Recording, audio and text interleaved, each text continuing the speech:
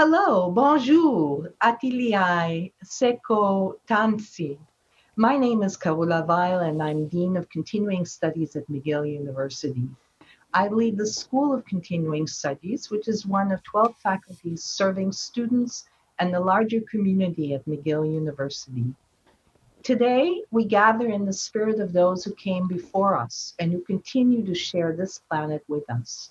Mcgill University is situated on the traditional territory of Indigenous peoples, including the Haudenosaunee and Anishinaabe nations. Kanagawa était un lieu très important, pas seulement historiquement, mais aussi aujourd'hui. Mcgill honors, recognizes, and respects these nations as the traditional stewards of the lands and waters on which we meet virtually today.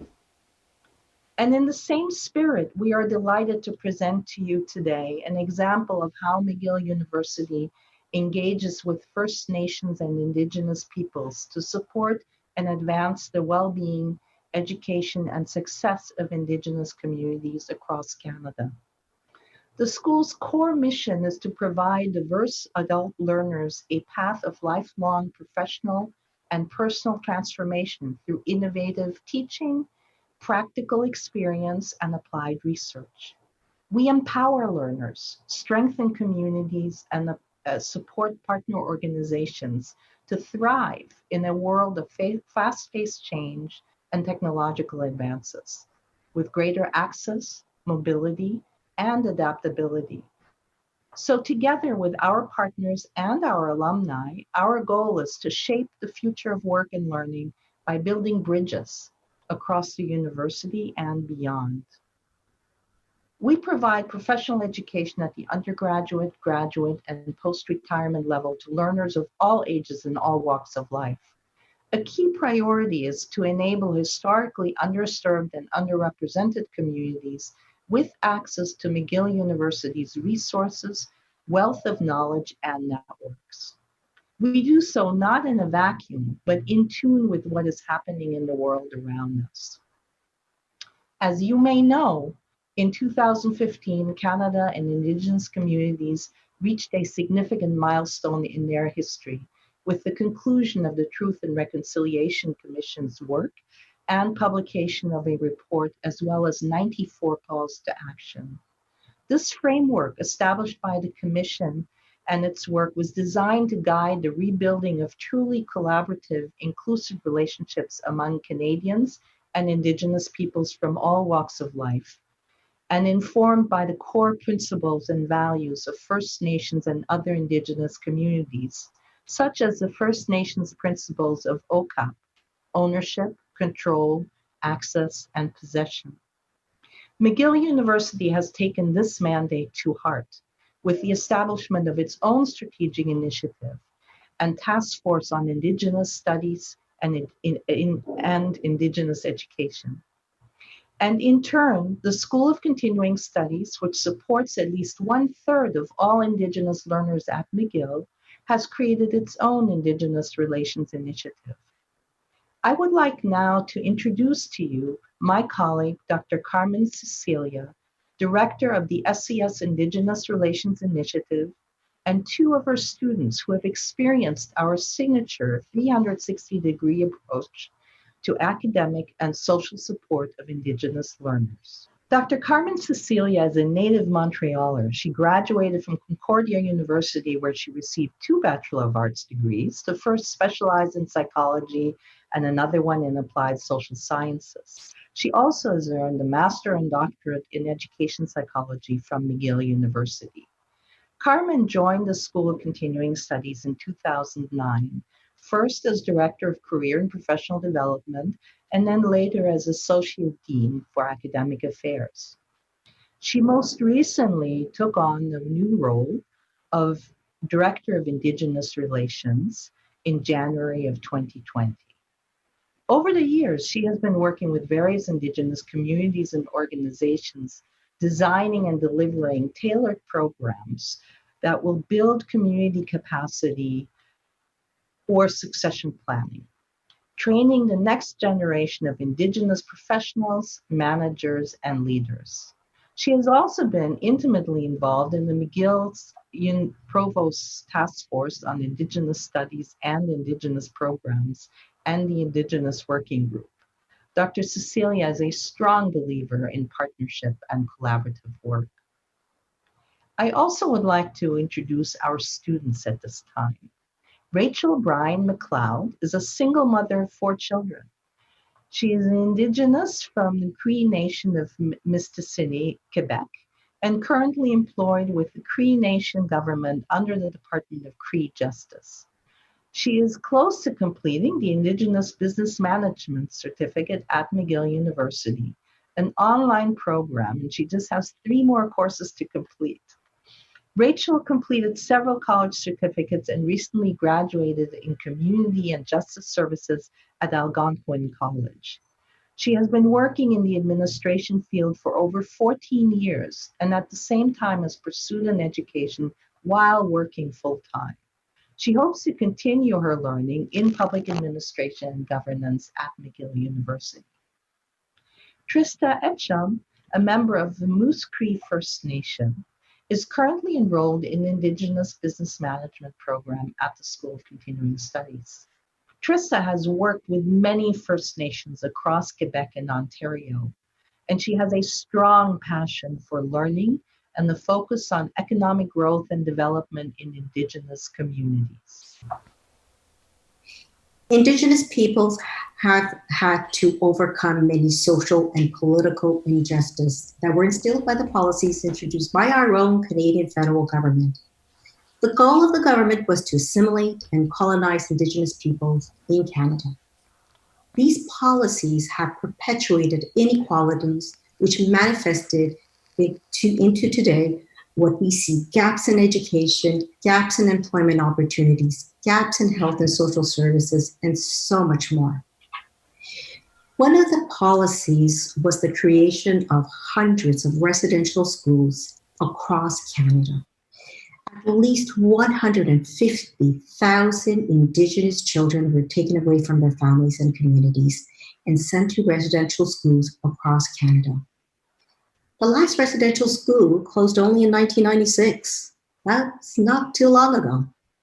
And countless of children never returned home, went missing, or died. The missing children, among other reasons, was the impetus for the Canadian federal government to commission an inquiry into the residential schools. In 2015, a report called the Truth and Reconciliation Commission, or as many people know it as TRC, was produced with 94 calls to action. At this point, I would like to share a screen with you. The 94 calls to action were addressed to all levels of government. Public sectors, which included the health, social services, education, public safety. The calls to action were also addressed to private businesses and even private citizens to take action. The circle that you see on the screen is the symbol of reconciliation. The TRC report created a wave of public response as to what actions organizations and people would take. The first to respond were the Canadian universities. Like many universities across the country, Mcgill University has accepted its role with respect to TRC, and in response to it, in 2016, the provost convened a task force. I was happy to be part of a member on that task force. And in 2017, the provost task force in Indigenous Studies and Indigenous Education released its final report. The final report outlined 52 calls to action, and the actions were grouped into 5 areas of focus. As seen on the screen, the areas are student recruitment and retention and graduation, physical representation and symbolic recognition, academic programs and curriculum, research and academic complement, building capacity, and human resources. I've included a link for anyone who wants to have more details as to the specifics of the calls to actions. We at the School of Continuing Studies saw ourselves playing an important role in responding to the Provost's calls to action.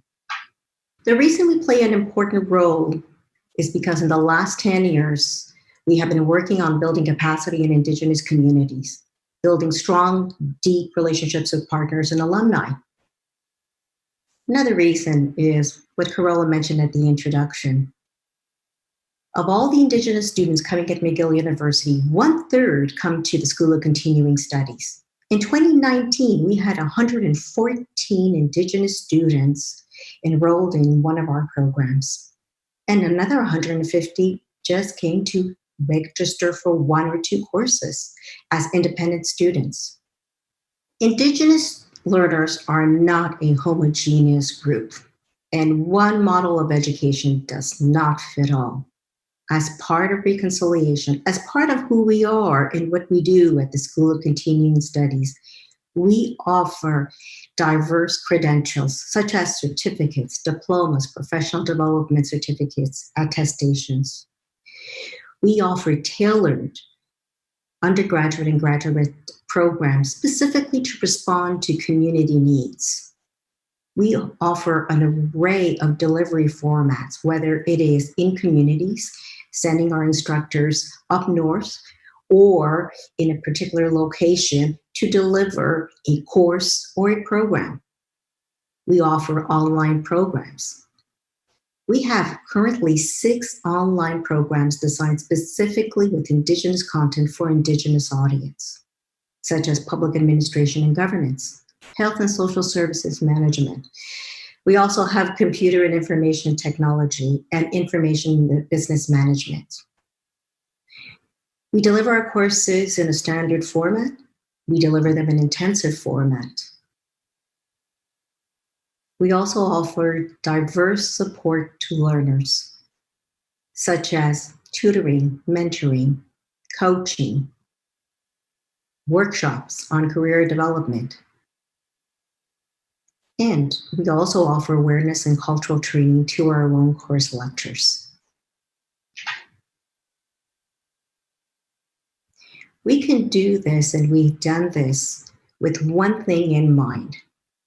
As depicted in the illustration, the Indigenous student is at the core of everything we do, guided by the worldviews of First Nations, Inuit, and Métis people, who view the world as interconnected and interrelationship. We incorporated these values to create a 360 holistic approach. We use this holistic approach to guide us in determining what action we will take to respond to the calls to action, but most importantly, to create meaningful outcomes for Indigenous learners and communities. Included in the 5 areas of focus that were outlined in the Provost Task Force, we have incorporated specific actions that will guide students from the moment they decide to take that call or send us an email inquiring about our programs to the very end when they graduate and become our alumni and become ambassadors within their community. We also know that a learner is part of many communities. And so whatever we do, we keep that in mind, that a learner is part of their own home community, their classroom community, the School of Continuing Studies community, and the Mcgill University community. Thank you so much, Carmen. That was a great overview of where we have come from and where we are going, and in particular, this wonderful 360-degree approach that we believe applies not just to our Indigenous learners, but in fact benefits all of our learners along this lifelong journey. But this isn't just an abstraction. It is not just a great schematic on a slide. We are talking about real human beings. And so I would invite our colleagues and our great students, Trista and Rachel, to rejoin the conversation so that we can hear from you in your own voices about what your experience has been learning here at Mcgill University. Welcome back. So Trista and Rachel, I wonder if, and perhaps we'll start with Trista, whether you could talk to us a little bit about your experiences here at Mcgill University. What have been some of the obstacles, but also opportunities that you faced, and why did you come to Mcgill in the first place? Why Mcgill and not somewhere in Ontario, for example? Thank you. Yes, I applied at Mcgill University in the year of 2017. It is now 2020, and my experience has been tremendous. Very welcoming, a sense of belonging. I always felt very valued and comfortable. It was easy for me to talk to the professors. I really enjoyed the learning materials, the course lectures, and I've just gained so much knowledge and information, and I'm excited to bring all that back home. Great. Thank you, Trista. And Rachel, what made you choose Mcgill? Well, one of the reasons is my late mother was a student back in, I think she graduated back in late 80s probably. She obtained her bachelor's of education, and I've always wanted to follow her footsteps. So, but I had a big family, I had children, a full-time job. So to start off with my education, I enrolled in Indigenous Business Management, a certificate program in distant learning. So I did really well on my first course. I had an A+. Great. And I was so proud of myself, because I felt intimidated, university. But after that, I was like, I kept on continuing. And I think I registered like 3 or 4 years ago. And that's the great part of the distant learning. You go on your own pace. There's no pressure, I was able to take time in between. After when my mother died, I took some time off, and then I picked up afterwards where I left off. So that's the great part of it. That's great. Thank you both. So we were talking about the services that we provide to students. And can you talk to us a little bit, Trista and Rachel, about what services you have found most valuable outside of the classroom? Trista, maybe we'll start with you. All right. Yes. Back in 2018, when I was taking the course down in Montreal, I realized, okay, I need some help here. What services does Mcgill offer? And I was given the opportunity of coaching services. So I read upon it, and Fabiola and her team linked me up with a coaching service, Maureen. So I worked with her in helping me with public speaking. I'm always been nervous. I'm still nervous, and I'm gradually working on that. And it's been helpful so far, very useful. Their tips, their guidance, and their encouragement. Practicing, it's been quite a journey, and public speaking is new to me. I'm from a small community, so usually it's just small talk between you and your colleague or a family member where it's not public speaking. So I'm excited to work on that, and I'm continuing to do it every other day. And that's part of the coaching service I received from Mcgill. And how do you connect with your coach? Well, usually we would set up a time to meet. We would have half an hour to an hour sessions. I've been talking to Maureen for over a year now, and we've been scheduling between lunch hours and evenings, where 15 minutes, 20 minutes, half an hour. So we work together on that, and through the telephone, she would call my cell phone. Oh, great. Well, that sounds like a wonderful companion to have. What about you, Rachel? What service have you felt has been most useful to you?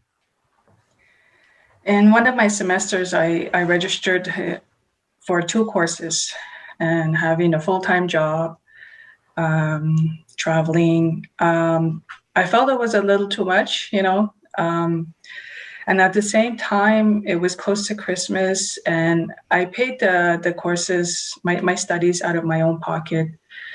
And I felt that I couldn't afford it at the end. And I called Robin, and I told her, I might have to drop one of the courses because I can't afford it.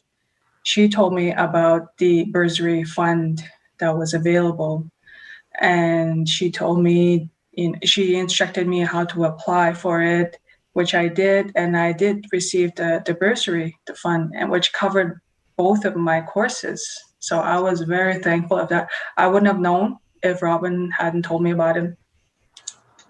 That's great. Yeah. And Robin Clark is one of our student advisors and program managers for our Indigenous Relations program. So I'm glad you were able to access those resources. We do find often that one of the barriers seems to be that even when services are available, the information about them is not always readily available. And so we really count on your feedback to make sure that we are doing what we need to and that we are actually responding to what your needs are, as opposed to just creating programs and services that you might not actually need to use. So you've already talked a little bit about the challenges that you faced in returning to school and to continuing your education. I wonder if you could speak to me a little bit and speak to all of us a little bit about what you hope to get out of your programs.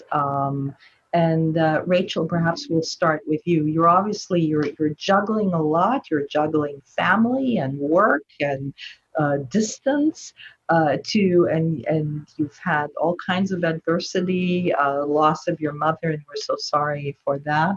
How do you see, what does the future look like to you with this program in hand and under your belt?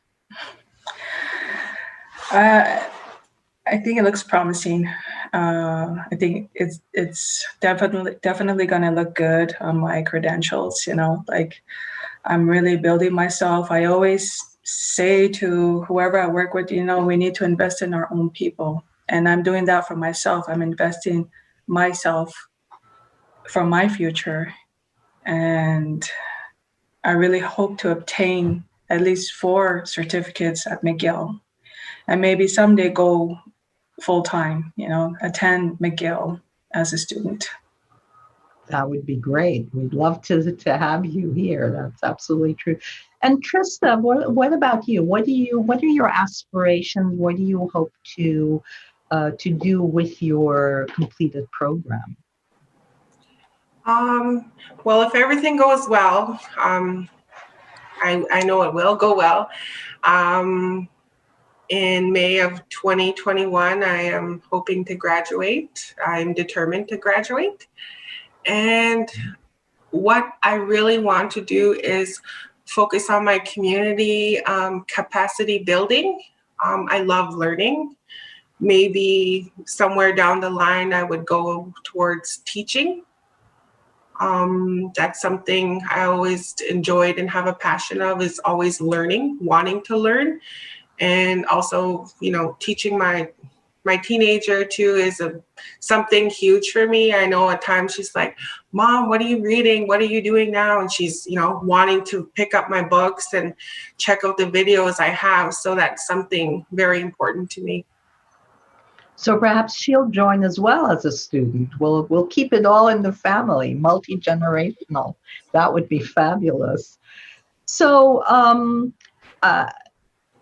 you've been in this program now for multiple years, and obviously we see you as an integral member of the family. And family members can tell each other anything.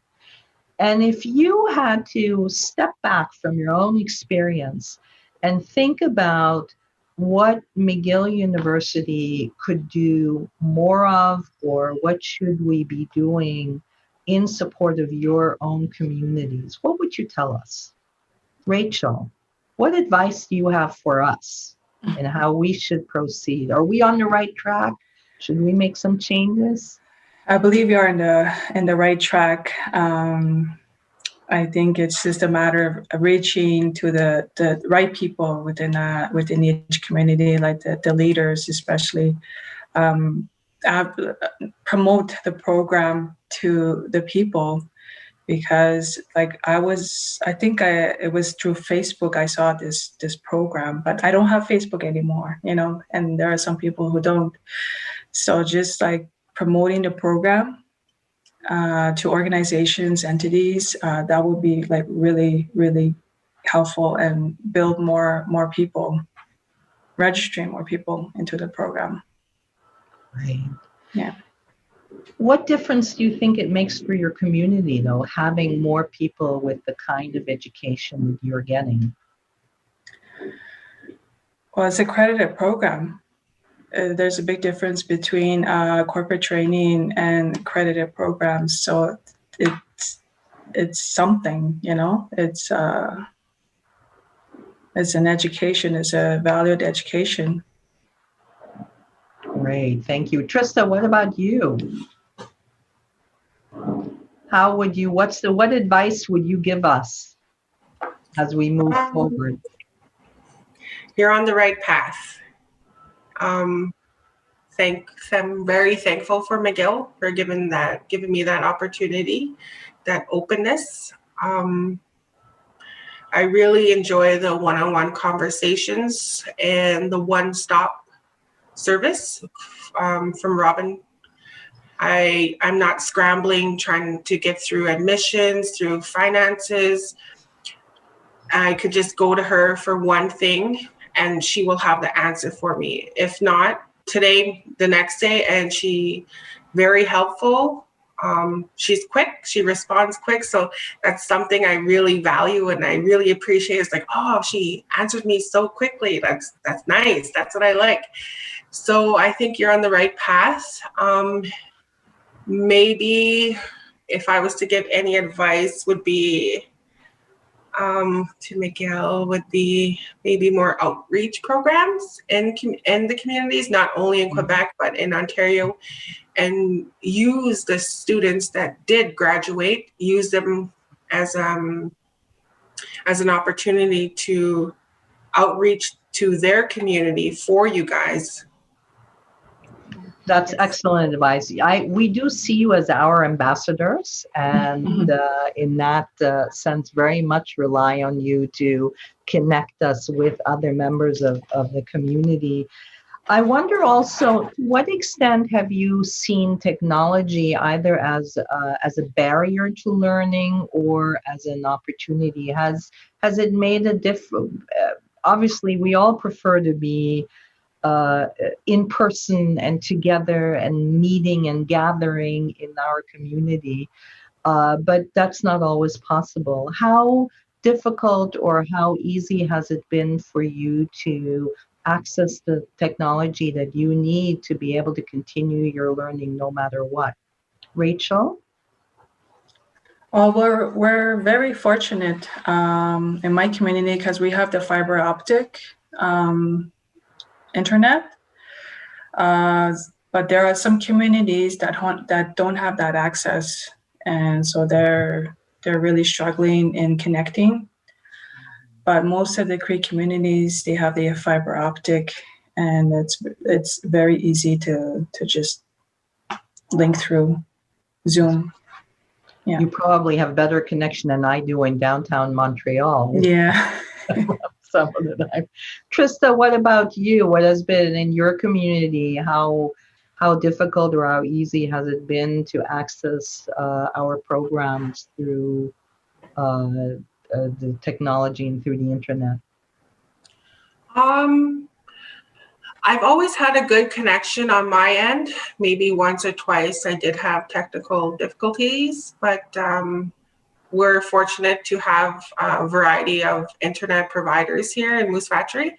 So I had my virtual Zoom class May, June, and July, just completed a few weeks ago. So with that, I found it very good. I wasn't the outcome and the expectation I did thought in the beginning, but gradually, like, I've got to have that communication and that openness with my professor where it worked all together and as a group setting. So I was very happy with the outcome on that. Well, wonderful. I know we're reaching the end of our time together, and as you know, as any good professor, I'm going to give you a quiz, and I'm going to ask you what one word or sentence would you use to describe your overall experience at Mcgill? Just one word or one phrase. Rachel. Trista, you want to go first? Sure. I thought about what word or what sentence I could use, and I could, so many words, and I just feel very thankful. I think thankful is, to me, very positive. A lot of good things come out of the word, and very productive and useful. So yeah, thankful is my word. Great. Rachel, what about you? Trista already mentioned this earlier. I feel valued as a student. I feel important as a student. So I'm very, same. I'm very thankful of that. That's wonderful. So Carmen, I would like to come back to you and tell us a little bit about what do we have to look forward to in the near future for our Indigenous Relations Initiative and our Indigenous learners. Well, there's a lot to look forward to. So this year, what we've done is we've actually formalized what we're going to be doing for the next 5 years in the strategic plan, an Indigenous Initiative strategic plan. And in the plan, you'll be happy to know, Trista and Rachel, that we said we want 2 more Robins. We need more student advisors such as Robin to work closely with the students. We are looking forward to introducing more online programs and building and forging partnerships within the communities and going into the communities, outreach, as you mentioned, Trista and Rachel, and listening to the communities and listening to the leaders and seeing what their needs are, because again, no two communities are the same. So we want to respond to the needs of the particular communities. We want to produce videos for which we could use for outreach, so we can place it on Facebook. We want to produce more and have more training on cultural and awareness training for our own course lecturers, but as well as our administrative and executive team. We also want to make sure that we hire more Indigenous course lecturers. Trista, I believe you had an Indigenous course lecturer. You once told me that you really appreciated having an Indigenous course lecturer. And what we want to do is expand on that, because we want to make sure that there is adequate representation at the School of Continuing Studies and at Mcgill University. I can go on and on, Carola. I don't know how much time I have. Unfortunately, we are running out of time, but I want to thank all 3 of you for giving us a little insight and opening a window into what higher education can do in support of the Truth and Reconciliation Commission and the call to action, and how you have been enriching our lives, frankly. I personally find that Mcgill University has gained a tremendous amount of knowledge and partnerships and friendships as a result of the work that we are doing in communities like your own, and working with First Nations and Indigenous peoples all across Canada. As you can see, this work is not just abstract. It has a real human impact. It creates bonds that hopefully will last a lifetime. This learning journey for all of us is a lifelong one, and we couldn't do it without our donors, without our alumni, our ambassadors, and we are so very grateful for all of the support.